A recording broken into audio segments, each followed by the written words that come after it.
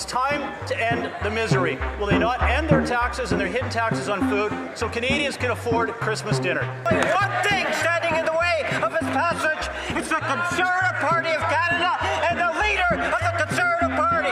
Get off their back ends and get to work.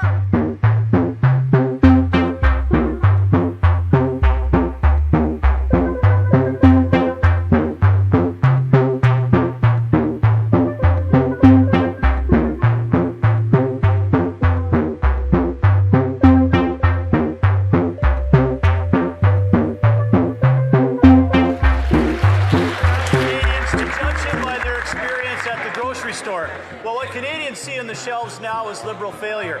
The food price report confirms what Canadians already know. Food prices are out of control and they're going to get worse.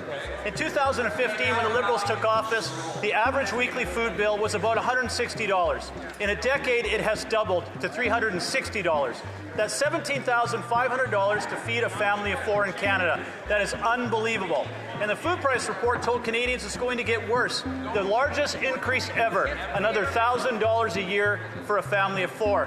Instead of lowering prices, the Liberals are piling on taxes, making it more expensive to grow food, transport food, and buy the food. Food inflation in Canada is 50% higher than the Liberals' own target. It's rising 48% higher in Canada than it is in the United States. It's time to end the misery. Will they not end their taxes and their hidden taxes on food so Canadians can afford Christmas dinner? The honourable member for Winnipeg North. Thank you, Mr. Speaker. The Conservative Party of Canada, in particular the leader of the Conservative Party, just doesn't get it. Nope. It's about building Canada strong, Mr. Speaker. The budget is there, the support is there for Canadians. And while every Liberal member of Parliament and the Prime Minister is focused on building Canada strong, we get the Conservative Party solely focused on the party's best interest. It's time that they put Canadians' interests first, Mr. Speaker, and that means allowing legislation to pass. That's right. Bail reform legislation. That's right. Budget legislation. That's right. There's only one thing standing in the way of its passage. It's the Conservative Party of Canada and the leader of the Conservative Party. Get off their back ends and get to work.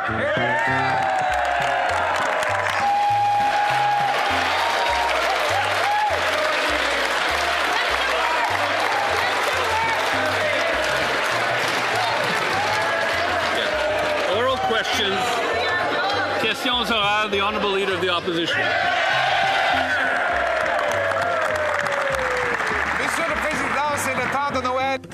Mr. Speaker, Christmas is around the corner, but the Liberals are already acting like the Grinch. Canadians are the ones who should be unhappy because of grocery costs. They want delicious, affordable food. But according to Dalhousie University, Canadians will have to pay $1,000 more next year for groceries.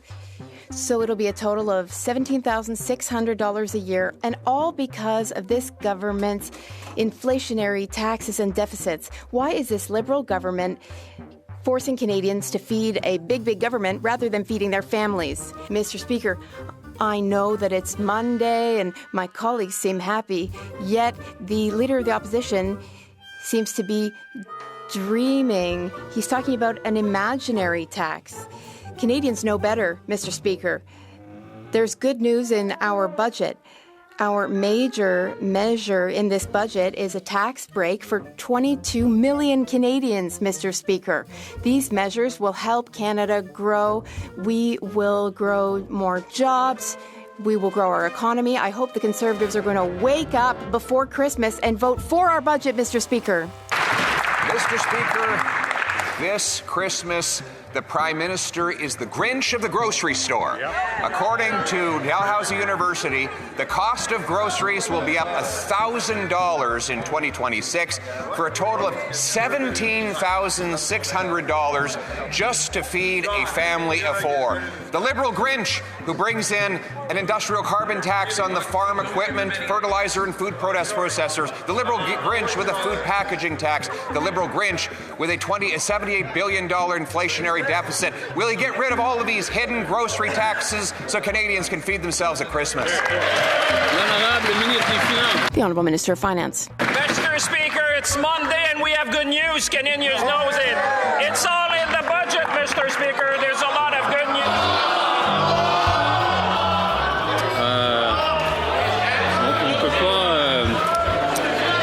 On peut pas lever le livre de cette façon, là. One can't raise a book like that. It's one thing to read or quote from it, but we can't wave it around. Speaker, I understand. I think that the budget would be a great Christmas gift, Mr. Speaker, to all Canadians. I would just hope that the Conservative would wake up and make sure that they vote for the budget before Christmas, Mr. Speaker. We're going to build our nation. We're going to create jobs. We're going to build housing. We're going to create infrastructure. Mr. Speaker, this is the best gift they can give to Canadians. I just hope they'll do the right thing for the Honourable Leader of the Opposition. If they want to combat their own cost of living crisis, the Liberals would focus on approving pipelines that would sell more oil, boost our Canadian dollar so Canadians could buy affordable food and homes. In fact, there was such a pipeline, the Northern Gateway. Liberals killed it in a 2016 cabinet decision, a decision the Prime Minister supported. They further blocked it with a Liberal ban on tanker traffic off the northwest BC coast. The Prime Minister claims to have changed his mind in a recent MOU. So will he be able to change the minds of fellow Liberals and vote for his own MOU and allow a pipeline to the Pacific? Mr. Speaker, it's a sad day because the Conservatives are divided. The Conservative premiers across this country support this MOU in its entirety. The Leader of the Opposition is seeking to divide this country, and we can see through that cynical tactic. Mr. Speaker, that's exactly what we're trying to do. In the spirit of Christmas, I decided to take a great act of generosity and lift the words right out of the Prime Minister's MOU in order to support a pipeline to the Pacific and a repeal or an overriding of the Liberal tanker ban. Now, of course, it would mean Liberals would have to admit they were wrong to block that pipeline. They were wrong about the tanker ban. Will, in the spirit of Christmas, Liberals admit they were wrong, vote for their own wording, approve a pipeline, and get rid of the tanker ban? In the spirit of Christmas, I'd invite the Leader of the Opposition not to cherry-pick parts of the MOU, but to support the entire MOU, which is what all of the Conservative premiers across this country are doing, which is what this side is doing. It's how we will build strong. Stop being cynical and build this country with us. Speaker, I think the only division here is that the Prime Minister is divided against himself. The Prime Minister opposed the pipeline to the Pacific. Now he claims he supports it. He supported the tanker ban. Now he claims he opposed it. Mr. Speaker, this is the Prime Minister who said he wanted to keep half of our oil in the ground, and now he pretends to have changed his mind. He signed an MOU. He says one thing in BC, the opposite in Alberta, and here in the House of Commons, he hides under his desk.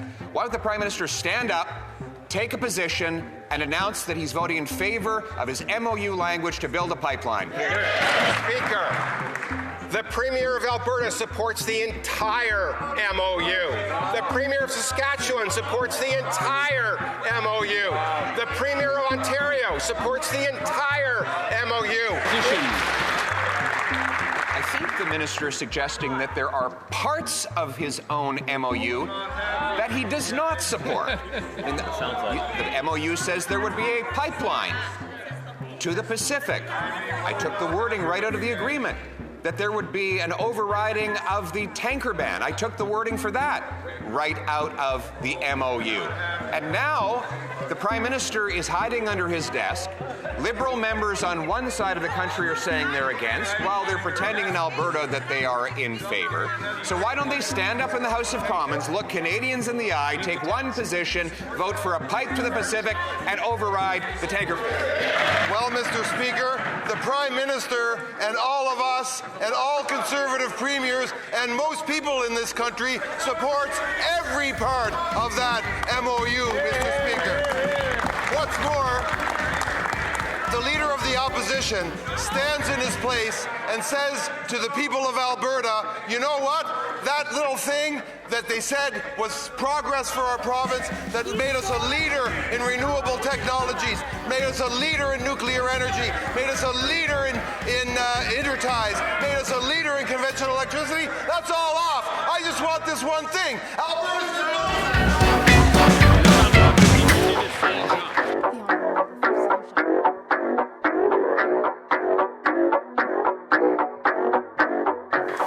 Mr. Speaker, no one expected the verdict to be this tragic when judging the Prime Minister by prices at the grocery store. I heard from an 82-year-old woman who was forced to leave her hometown of Cambridge and her family just to afford groceries and rent.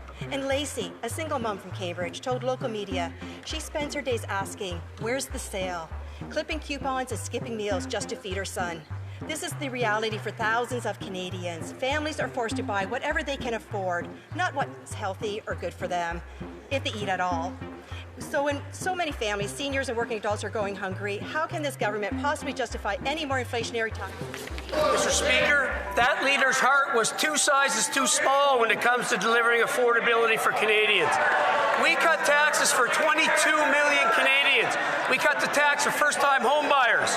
We are continuing to deliver on affordability, school food program, personal service support tax credit. Mr. Speaker, on this side of the House, we're focused on affordability. It's time for that leader to let the light in, let his heart grow, join us in delivering affordability for Canadians. Thank you, Mr. Speaker. The Prime Minister told Canadians he would be judged by the cost of groceries. Well, the 60,000 Manitobans who are lined up at food banks each month have judged him.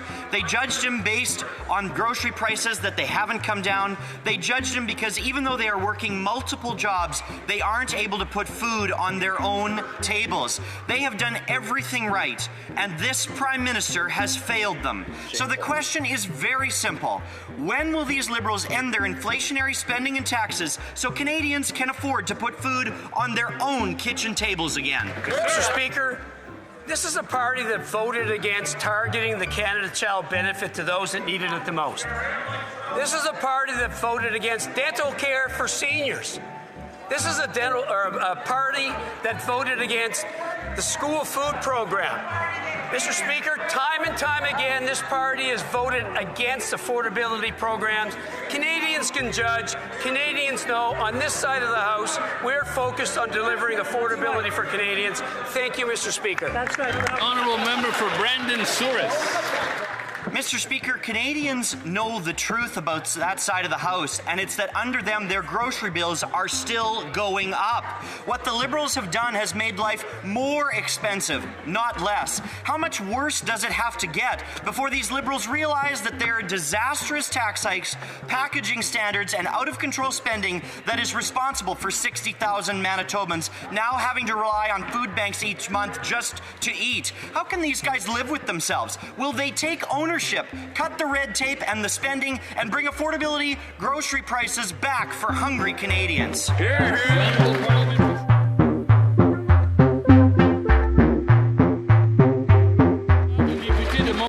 The Honourable Member from Montmorency-Charlevoix.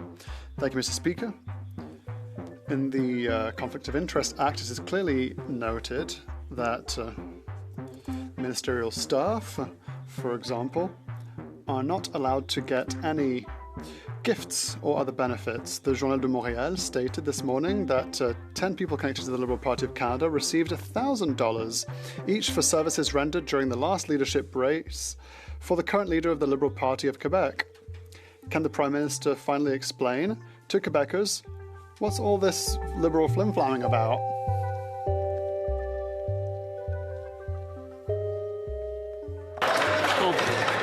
La loi sur les conflits d'intérêts? Loi sur les conflits...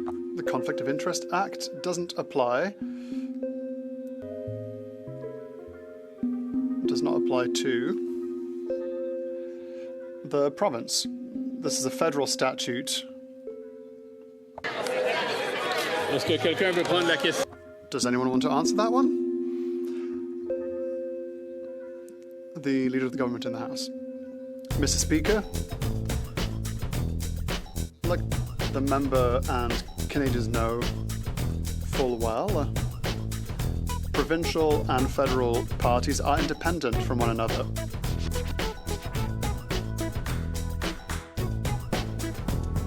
The Conservative premiers across this country support this MOU in its entirety.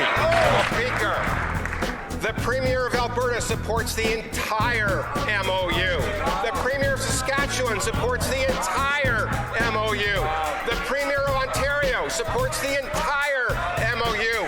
At Christmas, I'd invite the Leader of the Opposition not to cherry-pick parts of the MOU, but to support the entire MOU, which is what all of the Conservative premiers across this country are doing, which is what this side is doing. It's how we will build something. Stop being cynical and build this country with us. Well, Mr. Speaker, the Prime Minister and all of us and all Conservative premiers and most people in this country supports every part of that MOU.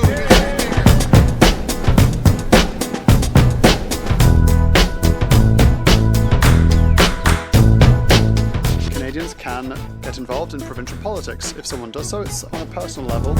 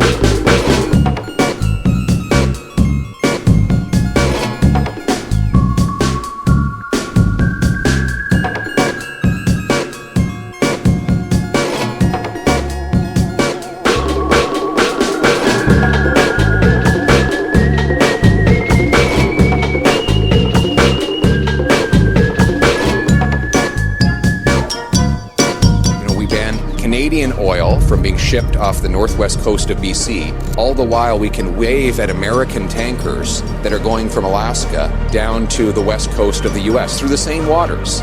So why not allow us to ship 1 million barrels of Western Canadian oil off to 2.5 billion Asian customers, giving us a new export market so that the Americans know they cannot monopolize our product and pay us low prices. We need to get rid of the emissions cap, the industrial carbon tax. Right now we have an industrial carbon tax on steel, aluminum, cement, concrete, fertilizer. Let's get rid of that tax to unlock the production of the most important commodities that form the bones of an economy.